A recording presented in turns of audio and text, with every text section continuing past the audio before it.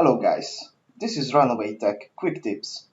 This tutorial will be a quick one because today we will solve the problem how you can crop window capture in OBS Studio. The first step you want to do is add a new scene or select if you have already one. Then let's go to the Sources tab and add window capture or select display capture.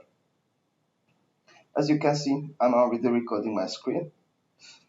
As well as I selected display capture, and as you can see there's a red line around the image. By default, if you click on one of the red dots, you will resize the selected display. But if you hold Alt or Option key on Mac, then you will cut or crop the selected display. As you can resize the scene as well.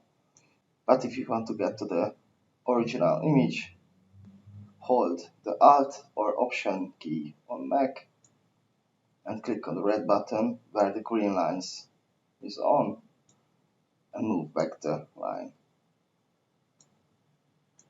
And you're ready to go.